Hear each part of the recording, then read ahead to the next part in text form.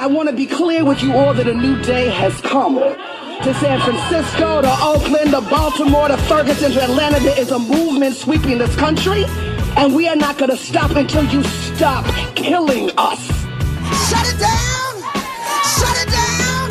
The time for the middle ground is over.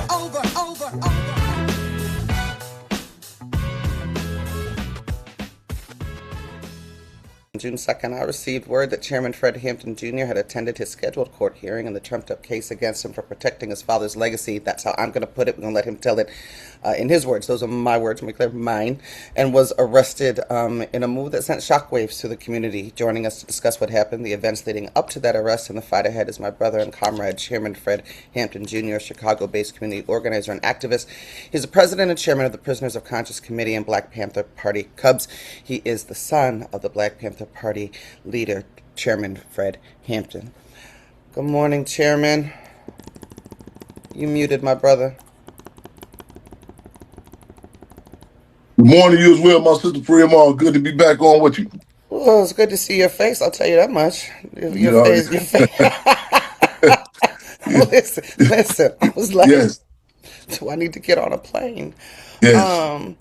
So, Chair, I want to be careful because I know there's an ongoing legal court case. I don't know all the parameters, so if I ask you something and it's gonna, make things just, you know how we do, just be like, nah, not that, sister, and go to the thing that's more relevant. But I kind of want to start at the beginning, and now this woman, she's been named in several outlets. Yes. So, who is Layla Wills? Layla Wills. Who is this? Layla Wills. Let me preface with this. First and foremost, I want to extend the most deepest revolutionary appreciations to with Minister UEP News, the most important ingredient in revolution. That's the people. I want to extend my revolution, my deepest. And I know sometimes people may think that sounds cliche-ish, but my faith in the people is continuously reaffirmed. In this past court date, my brief stint in the infamous Cook County Jail has been a recharge and a reminder, and again a reaffirmation to that faith, my faith in the people. I want to also say what I had said to the public defender prior to me going for the second day when I was held captain of Cook County, and I've been struggling to lay this out.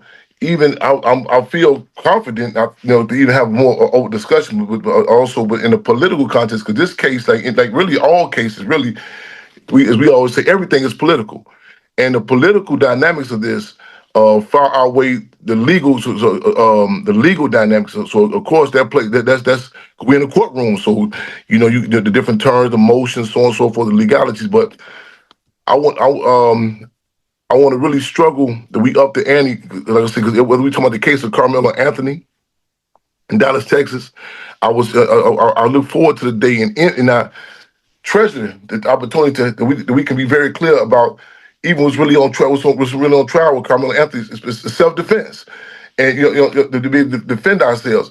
And though there's a Layla with this case I'm dealing with, or we dealing with. Layla Wills is what we refer to as the face of the case.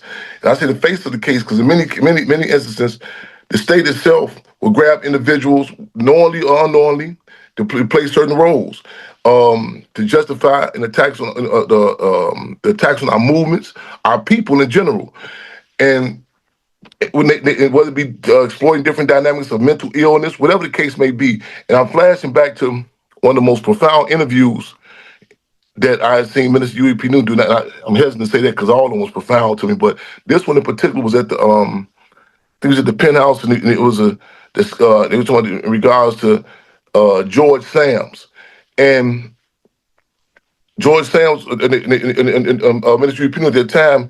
He articulated it so objective, laid it out about even because it's kind of talking about how the state would use different dynamics, again, mental illness, what have you. And it was the case of George Sams, who's allegedly supposed to be on a run.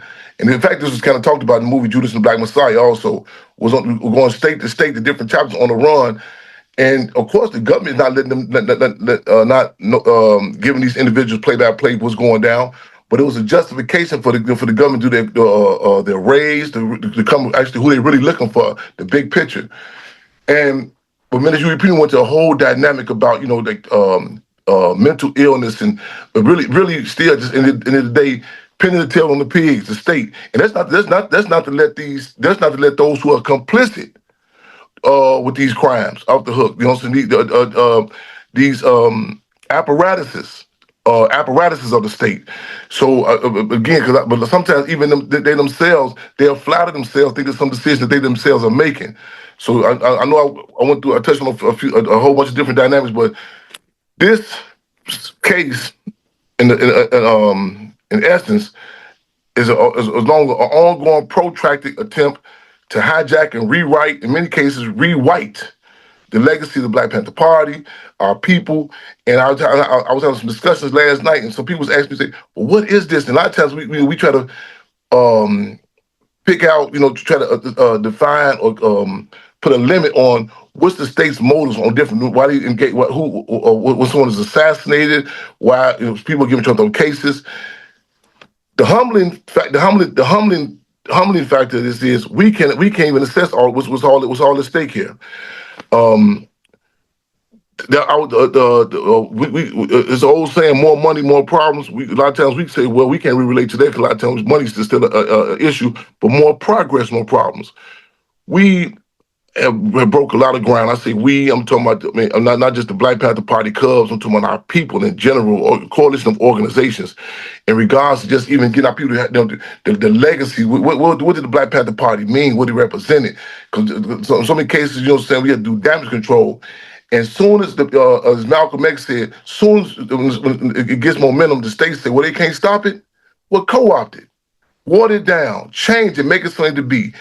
And we've learned thus far about this same face of the case, Layla Wills, is historically, whether it be has been sent into different entities, whether it be the hip hop venues, the Nation of Islam, in which people can say, well, sometimes people get caught, they're major and minors. Well, I have political differences with this organization. However, there's an old saying that the Black Panther Party said differences amongst the people are reconcilable. Difference between the people and the state are irreconcilable. And a lot of times, and to be able to be objective enough to say, wait a minute, what's at stake here? What entity is going to the extent to send individuals in these different organizations?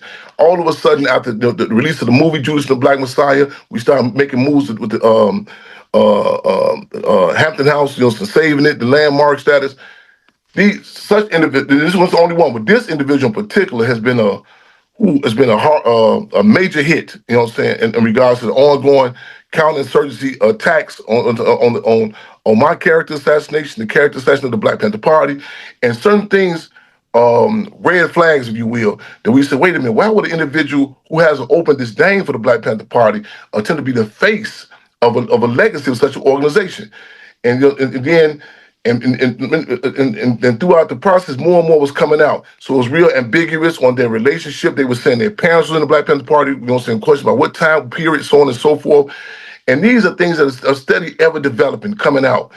Fast forward, after about her own admission, about in regards to learning about she said much information about the Black Panther Party she wasn't familiar with, coming around us, grasp information, and then take the information and to utilize the co-opt to water it down. And sometimes people say, well, we all have what's that old saying? A lot of people say, well, we all going the same place, we just going different routes. That's liberalism. We have to be clear, that's not the case. You know what I'm saying? Well, we just doing it a different way. The words, the terms, what's put out. You know, and this system is so Machiavellian. They'll send individuals, you know what I'm saying, and they'll switch words around. In fact, it was a big issue with the Dr. King statue in D.C. Even Dr. Maya Angelou has said one word they had changed the whole interpretation of what Dr. King was saying. And so many times our legacies in particular, we say we got to cross them T's and dot them I's. And throughout the process of the slander campaign, that's one thing. There was slander campaigns to myself, my family, the organization of the Black Panther Party. And in fact, let me say that. Let me switch that around. I don't want to just say myself, my family, because in many times I can deal with that. But the legacy of an organization, and I'll tell people critical of me, say, man, why you always say Chairman Fred as opposed to your father? it's not to be stoic, but it's a position of putting that dynamic of how it impacted our people. In fact, it's an old saying. It's an old African axiom that says what's good for the family may not be good for the community. What's good for the community is good for the family and the community. So I held my tongue when there was a lot. I mean, like straight out slandering attacks on my mother, my mother, family, Chairman, Chairman Fred in a subjective way. But the whole attack on the Black Panther Party, I said, wait a minute, what's going on here? And they was different stages in the game that was issued events. Like they have counter plays. People say, "Oh, it's just a play," but everything is political. The plays, and then they would grab individuals to co-opt the words, the terms, and in many cases, arrogance, a blatant, straight out attack, a slander attack on the Black Panther Party. Fast forward to December the 3rd, and please, for those who may not be familiar, note that date. This is International Revolutionary Day. A day, 2 days in particular are key with us. August 30th, the Chairman Fred Street Party, and December the 4th, International Revolutionary Day. It's known throughout the world. You know, we convene right there. We refer to as ground zero. In fact, when this same Miss Wills, Lady Wills, came around us initially, this was around the time of the coronavirus, she was struggling with us at that time. I look back in retrospect, she was saying, well, y'all shouldn't go out there on that day. And I vividly recall, in fact, on the radio show, I said, no, 1,000 horses and 1,000,000 pigs cannot stop Mother Comrade Aku and Jerry from coming out there. We're going to still be out there. We're going to do social distance. But it was a concerted effort pushing for us not to abandon it, to not go out there. And that's something that a lot of times people do with the state. They get you to cut ties with the community. And then once they isolate you, then they move and come co-opt and hijack it.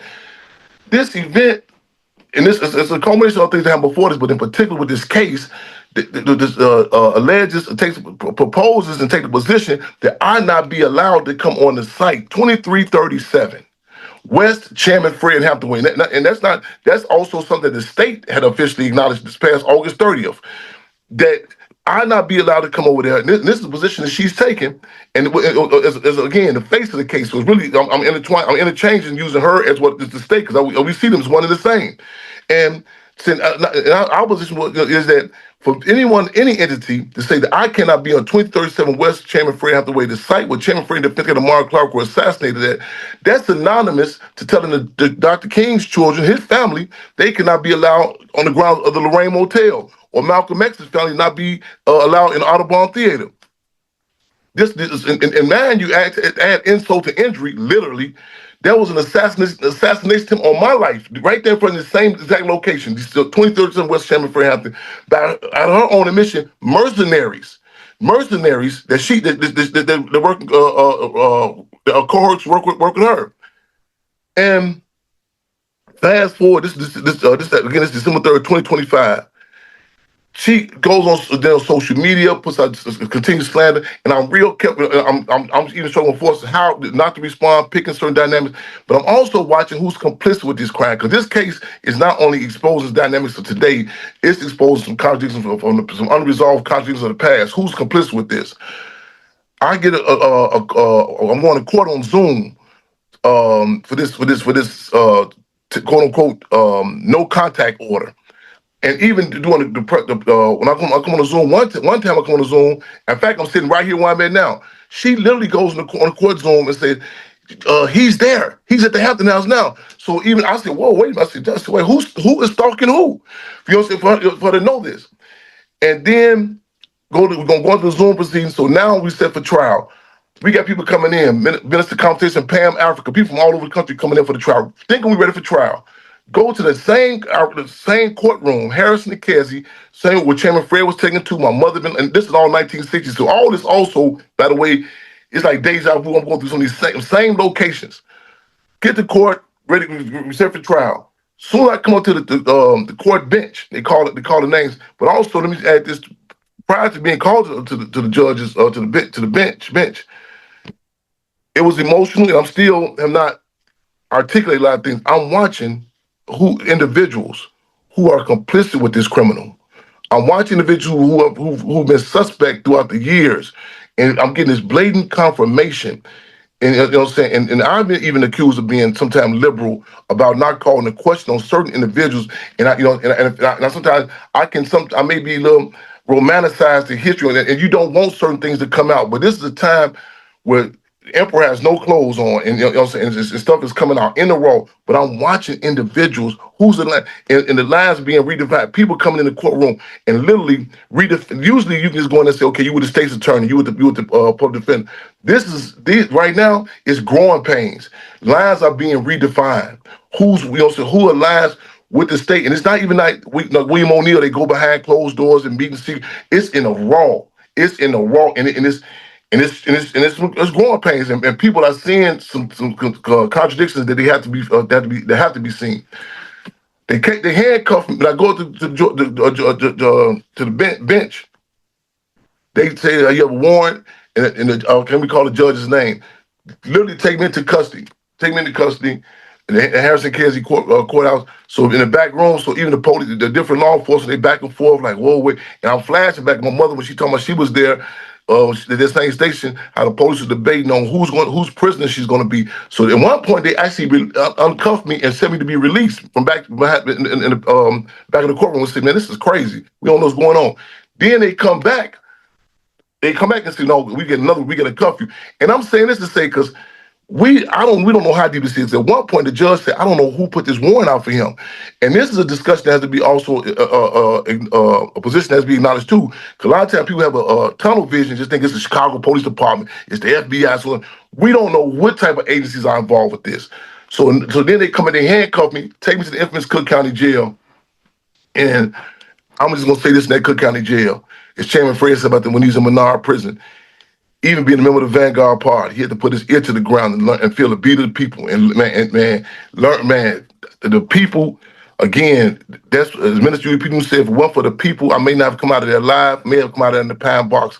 I just want to again. I hope they can hear me. Those no county jail. I came back yesterday and did a press conference. A lot of people said, "Chan, why would you go back to the county jail? Why would you?" You know, what I'm saying a lot of people don't go after they've been through that experience, that degrading, humanized experience. They try to stay far away as they can. I owe the people, and I pay we pay our debts. We pay our debts. So now I'm just giving but doing when they had the court hearing the next day. Even it was a class. The courtroom turned to a classroom. It was the state's attorney was literally attempted to negate the political significance of what's going on. He kept on giving these dynamics about, well, this street. A simple question: where was this at? And that's why I tell people everything's political, and this is an opportunity to say, wait a minute, what's the political significance of this place? You understand why? What's the political significance of this day? Who is he? Lady Wells has actually went so far as to say that my name is not Fred Hampton.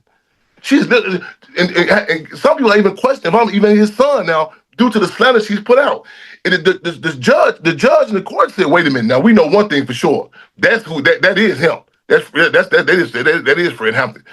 But it's the courtroom. It became a classroom, and the conversations were heightened.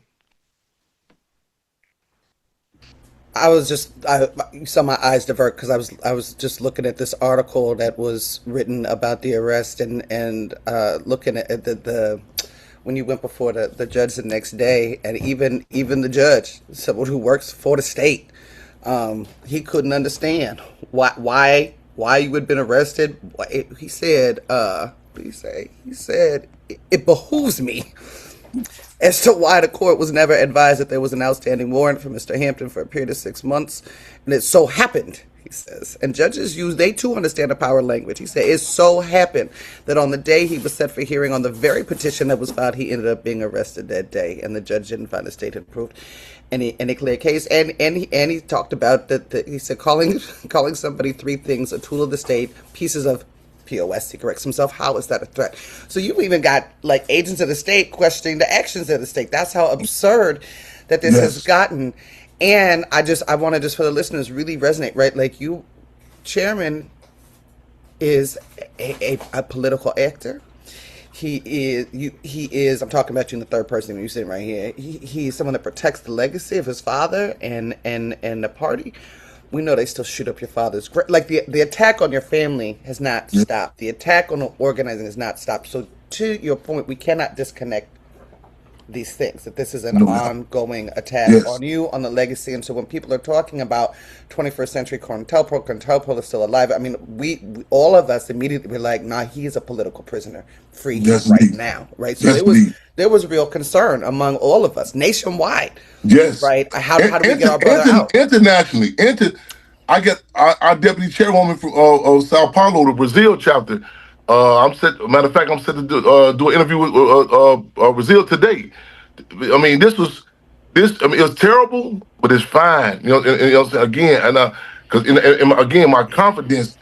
The people, you know what I'm saying? I just that jail bus pulled up in the court. You literally can feel the beat of the people here. You heard the chants of free them all outside, and the conversation with those who were held captive, the young brothers. You know, man.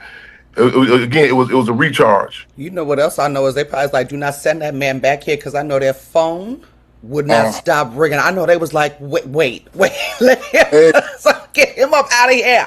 they Wellness checks they got a 24/7. fresh crop of new guards. I was telling someone it's like a lot of I guess imperialism. Like the turnover rate now, whether it be in Yeah. athletics, the music industry, or even the guards, the state sentries, the turnover rate now is real quick. So they got these real young guards now, and some of them had no familiarity like who I was. They got an education process immediately. They came when they. I'm talking to the guy. They came in the bull. They call it the bullpen where they had you in one little area together, and they came and said, "Listen, we don't know what's going on.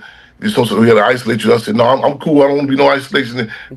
They said, "No, no, we just you were a high profile case, and I mean the you could just feel it. You know what I'm saying? It was an educational process all around. They came back in there. They said, listen, even the guards saying, I went back and YouTube this and find this is going on in the community, and so again, I humble myself to. I feel people say, man, why you keep doing this? Why you see what you go through? How the people attack? I say, hey, I humble myself, and I feel fortunate to be a servant of the people. I mean that literally. I'm talking, man.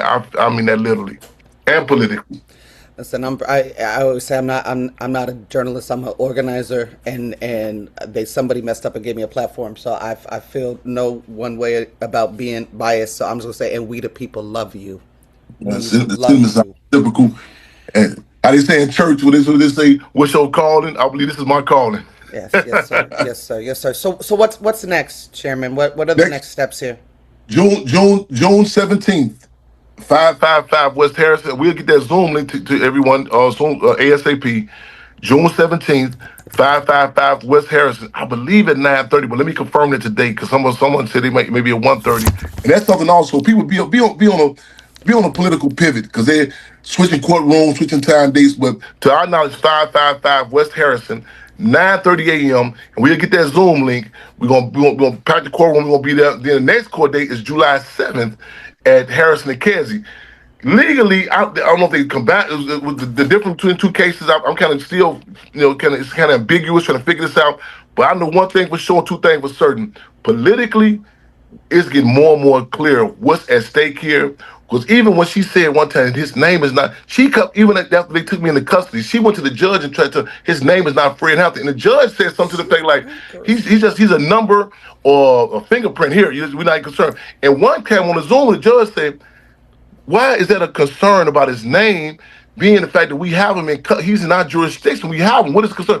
And I said, listen, I told people, I said, listen, y'all, she's making it clear what's really on trial. The name, the legacy. I said, that's what's really going on here. And I don't even take this as some people, because a lot of times people hear about this situation, they try to, is it a personal thing, so on and so forth. No, this is clearly that a political attack on name and legacy in regards to not only the Black Panther Party, but black people in general.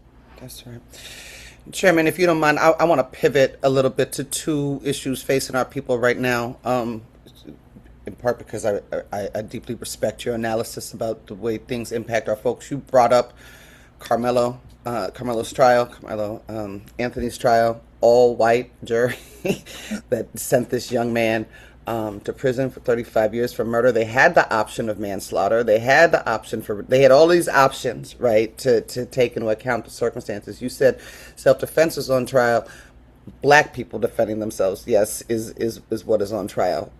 Saying that this white child, white athlete, had the right to put his hands on this baby. And I want to be clear, this is a baby that we're talking about that's now looking at 35 years in an American concentration camp. So I wanted you to speak a little bit more on that, but I'm gonna throw something else in there because that came on the heels of Rick Chow, the store owner, that also murdered one of our babies, shot him in the back and claimed he was stealing and also claimed self-defense, and he walked free. Now, there are calls, Chairman, from some folks in our community to boycott all Asian businesses, all of them. And school me, please, because I'm like, I think we have a conversation about supporting Black business. I think we have a conversation, right, about what it means to recycle dollars in our community. I think we have a conversation about businesses that are allowed to come into our communities and sell us things that are killing us. We have Asian accomplices in the work, and so how do we hold all that? Because I'll keep it 100. I started to put out something around the call to boycott all Asian businesses with that frame, and then I actually shut up because when we got the hit, all of us, and it's a literal hit to our hearts and our souls and our guts about Carmela. I was like, I just got to be quiet for a minute while our people inhale this and continue to mourn the continued assertion by the state all over the place, all over the world, that our lives don't actually matter. So that's a lot in there, but I'm gonna turn it over to you, please. Am I still there? Your voice is, but just see. There you go. Okay, I got you. Yes, sir. Okay. How about now? Am I good now? Yes, sir. You're good. Okay, hold on. You sound kind of. 1 second. Now I can't hear you. I don't know what happened. Whatever setting you just changed. You're on live radio. This is what we do. Okay. There you go. Okay. We good. We good now. I've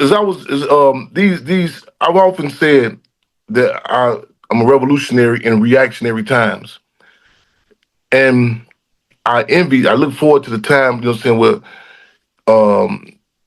a revolutionary climate and some characteristics or trappings that people say, well, a lot of times the question is, okay, what's some of the signs would distinguish reactionary times and revolutionary times? Certain sort of conversations, certain sort of athletes, certain that you see during revolutionary times, and certain things, certain ingredients are necessary even to breed that. One of the dynamics is like they say in sports or football, a blitz. Like they do like a full court, like a blitz on NBA to basketball, like a full court press, like just go at it. You seen at the time during the late 1960s, where throughout the world, Africa, Philippines, throughout Vietnam, there was no safe haven to say, oh, see how nice it is over there? Where it was full blitz. Imperialism was in the raw. The emperor had no clothes on. That climate, it was terrible, but it wasn't say, well, let's just do music and we'll be all right. Let's just get our economics. The conflicts were heightened to the point to see that every dynamic of our life, or better yet, as Marvin Gaye said, this ain't living, our existence was impacted. So you were forced, if not to fight, forced to take a position. One thing about our people, particularly, we're not no punks, but a lot of times we'll make up excuse, try to find outs, like, well, maybe this guy was in the gang, maybe, what if you done this, you could do this, or get your education. Certain time periods, you'll get forced, where the contradictions is raw. Again, when emperor has no clothes, and even with this case, the different dynamic, the South, this little brother, who he is, the two jobs, going to school. Every dynamic, it's like, again, it forces you in the corner. So it kind of like, I'm thinking about the analogy that Minister UEP Newton, Chairman Bobby, they talked about the Black Panther Party, like it forced in the corner. The Black Panther, how it would defend itself. And also with it ups the ante of revolutionary times. You have to redefine certain dynamics, like which you may refer to as a gangster at certain times, which you refer to as a progressive person. It was during a reactionary time or a liberal time, it may stand. But revolutionary climate, the ante has to be up. You have to go back and look at what's going on. People in 1960s, they had to do a reanalysis on different entertainers. They had to go back and say, whoa, what's going on here? I thought this person was about our people, and certain lukewarm positions can make suffice at certain times. But you see, like I said, that other day in that courtroom, it was a hard pill. You know what I'm saying, for people to swallow. In fact, even I'm gonna bare my soul with you. I'm watching in this courtroom individuals where they're sitting at, who they align with. So you know what I'm saying. But it's like it's been there all the time. Like the coronavirus, it may be dormant, but it's been there. But at certain periods of class, you know what I'm saying, it can suffice. Oh yeah, they came to this thing, but you start looking, you say, wait a minute. How did they come? You know what I'm saying? What position? Where were they really at all the time? And even in certain periods of time, a simple race analysis may do. It may suffice. In certain periods, and you can come in and say that's good to just come together. But then the ante is being up. You see the climate in Korea, a certain period with Kim Il Sung in North Korea had to make it clear. Say, oh no, South Korea. They acknowledge South Korea may be aligned with you, U.S., but that's not the position. As opposed to a blanket assessment about just an elementary assessment. And I want to add to say, okay, just Koreans, or just even in Vietnam, Ho Chi Minh and Giap. You know, certain periods of time to say, what are the Vietnamese, and even the terms. And back to that interview when Minister UPD was talking at that interview, we talked about George Sanders, and I'm going to say this too. All of this is interconnected. And the interviewer, the reporter, kept asking Minister UPD about. He kept referencing the Viet Cong, and Minister UPD never responded. And he said, "Are you talking about the Vietnamese people?" He said they don't refer to themselves to Viet Cong. You know what I'm saying? And so it upped the ante. But people say, wait, let me be clear on my terms now. They recognize the political significance. It wasn't this blanket assessment. Then also you have to be willing to acknowledge the fact that there will be situations where some people say no, they still want to be aligned with the U.S. They have no problem with that term Viet Cong, and we have to acknowledge that. Even with the American Civil War, they say it brought up, it was cases of brother against brother, biological brother against brother, and that's hard. A lot of people, you want to just say well, the Jones family or this or the West Side or the South Side. During revolutionary periods, revolutionary climates, the consciousness are heightened, and you start redefining who is who, and it's been there all of the time. So even this climate now, the ante is being up, where people are saying it's more simplistic to take just a blanket race nationalist stance. Okay, this and that, but the conditions are going to cause us to have a deeper. This cut is deeper than that. It's not this ain't no. We're not doing the common cold. You know what I'm saying? We're not doing we say that we have not just regular peroxide. We say got to put that Panther Cub peroxide to bring all and willing to watch the pus come out. And it's like throwing up. Are you willing when you throw up? You got to say, wait a minute. What is that? When did I eat that? Matter of fact, who fed that to me? It may be your parents, and a lot of people we don't want to deal with that. We had a situation. I'm going back and forth. I'm still tying it in Seattle recently. When I got to Seattle, Washington, they had a opening of a Black Panther Party park. When I got there, it was an educational process for people. They was able to see distinguishments between Aaron Dixon and Elmer and Mike Dixon, who I love and respect, who I talk to. But it was contradictions, yes, with Aaron Dixon, who doing a class piece, people to see. This is an individual, Layla, which Miss Will's character, when she put out there, call 911 if you see Fred Hampton. Aaron Dixon commented on that social post, I heard he's hiding in Africa. Now, this is a position. Now, people can debate about, well, I think the Black Panther Party line was just that there are certain things there's no wishy-washy about in regards to the state. Like I said, people say, like in Islam, people say, well, there are 5 pillars of Islam. You make debate on certain dynamics, the Shia, the Sunni, and the Shiite. But in certain things, so wait a minute, now, we know this for sure. They certain tenets. They say that's clearly Islam. With the Black Panther Party, that dynamic of the state is a blatant contradiction, and so it was growing, and it's hurting a lot of people to see this, but it's necessary. So people will try to opt out for just the race nationalist dynamic. However, the conditions are going to force the ante be upped. that you want the line. You can't come in with these certain conventional definitions, which is not to say that it's wrong at certain periods. It may have sufficed at certain periods of time. But then a revolutionary period where the ante is being upped. Malcolm X talked about, I think it was on, he said on front, maybe a Time Life magazine, I believe. He said it was a 14-year-old girl from China with a 45 her father's head. Now that's a comment. A lot of people don't hear that. And she said, why would you do that? She said he betrayed the revolution. It had become so intense with the last in certain periods it's not applicable. It's not compatible with the community, with the conscious level. But with a certain time period, it gets so intense where the state shows its teeth. And it's clear what is happening. And when people say they align with the state, you have to my Chairman Fred Hampton Jr. being locked up at the same police station. You know, and people say, wait a minute, what position you? Well, I don't like him, so on and so forth. But the politics, kind of like in that courtroom the other day, when that state's attorney kept on saying, well, this is this block. He said, wait a minute. What was this event for? What you say? The First Amendment. Constitution say they have freedom of speech. What are you saying? He threatened a person. And so this is a time period where many people will opt out. Because, again, it's more comfortable to just go just a simple race analysis. But it's difficult to have a political analysis. But you see, the conditions are forcing it. As Marcus Garvey said, when all else fails to organize the people, the conditions will. So again, certain periods of time, that'll suffice. But the ante is being up now, when you'll see different forces, and they have to take a position. Hey, Chairman Fred talked about Larry Robinson, who was in the Black Panther Party. He said, Larry Robinson said, hey, dig, whether it be my mother, my father, whoever it be, I'm committed to serve the people. You know what I'm saying? And that's my mother, Deborah Johnson, now Queen Jerry, she got put out of my great aunt's home for being in the Black Panther Party. That man, and now people just, everybody with the family was against. No, there were contradictions. And this is a time period when the ante is being up, when the emperor has no clothes, and those who speak and work in his interest are being disrobed and exposed.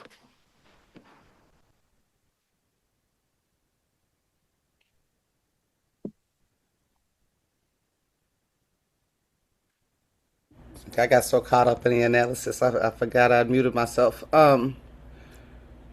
People look to you for leadership, Chairman. They do. Your call to the people in this moment, to Black folks in particular, in this moment. Actually, ironically, I just had discussed. I'm brainstorming this morning on an executive mandate. I think it's going to be 3 because I got executive mandate number 1 was African anti-terrorism bill, and I got to find that from Black Panther Party Cubs, and I'm want to put. This is my first time officially speaking about this. One, I want to put out a call because I've been doing some research. I think the campaign, this campaign of Carmelo Anthony, and I was asked about the significance of the campaign being associated with purple. And I've been seeing everybody having the purple with his name, and so people were telling me that that's been in regards to purple being royalty, and that's a connection. So we always searching. We trying to search for ways to find mass movements. You know what I'm saying? Because we recognize, even we found the Prisoners of Conscience Committee. I recognize that different ideological positions about the land question, economics, and different dynamics. So trying to find points of unity. This campaign. Again, with this blitz back to back, as you mentioned, the case with a child with the murder with the young brother, it's like boom, boom, boom. Because sometimes they give you a breather, like let you come give you little concessions. They'll come kill us, give you a little PPP loan as you ease up, get comfortable. You say, we back up, we love America. They hit you again, you know what I'm saying? It's full court press. So we want to seize the time. So I'm giving later on the day we're gonna be putting out a call to the community in regards to some uniform call, and I'm brainstorming literally as I'm dialoguing with you right now. Similar to like when people they stand with France, they stand with this country with some tragedies going on. Some call, and matter of fact, at minimum today. I think we should go. I don't know. I want just a purple background, and that's with the social media, so on and so forth. We still tweaking it right now because I'm still tweaking it. But we want to grab the momentum because again, many times I hate this with this young brother. If you hear us, brother, hey, in the words of Tupac, holler if you hear us, man. Carmelo Anthony, we love you. We got your back, man, like a backpack, man. We with you. You got a battle, and we know it's we want some words and to everybody those who held captive in their camp, man. Keep your head on the swivel. Watch out for this young brother. We want to seize the time with this here, and you know what I'm saying. I was fortunate and unfortunate myself to be held captive, and the Free Fred campaign just even recently, and it was bigger than me. It was bigger than me, and unfortunately, this brother been put in a position at a time period that Emperor has no clothes on, but really people's position on this, because I got a call this morning. Say, man, I can't believe this radio station said this about this case. I said, you can't believe it? I said, go back and look at their resume. You know what I'm saying? And it's like it's been there all the time. I tell people the coronavirus, I can't believe this virus exists. Go look at old cans of Lysol. You know what I'm saying? This coronavirus been, you know, it may be dormant, and this system, it will be here again. It may go dormant. It may, you know what I'm saying? It may come with concessions, but this time period, and Alcoholics Anonymous say the first step in addressing the problem is recognizing we got a problem, and we at a stage in the game where the state is telling you, no, this is what it is. You got the judges, and you got the judge and the prosecutor. They hobnobbing, partying together. You know what I'm saying? It's not even a front of some sort of objectivity. All this stuff about you know the law. What's this Latin word, Latin term mean? People say black people we don't know the law. I think we know the law real good. I think we may cannot articulate it. I think we very clear. You know what I'm saying? That we really are contraband. We really are considered to be illegal. Yes. Yes. And at a time period where even other oppressed people, you know what I'm saying, and again, are being attacked to be able to find those, again, principal coalitions. But I don't recommend everybody do that. Because again, first of all, know who you are as an individual, you know what I'm saying, and to be able to form coalitions, you know what I'm saying, and I don't think people hear that word, say, oh, we can't, I'm gonna get myself, you know what I'm saying, get myself straight. We cut from the cloth, we can walk and chew gum at the same time. You know what I'm saying? And at a time where everywhere you look, man, I mean, all over the world. I'm saying, every entity, the Epstein files, the music, it's nowhere. I'm just gonna go get, you know what I'm saying, the drug economy, the gas. People are now saying terms like straight Hormuz. They're using those terms. That they didn't even know about before. Chairman, it is always a joy to talk to you again. I'm so glad to see your face. Exhale now. We will follow the case, and I'll be in touch soon, brother. Revolutionary love and appreciation.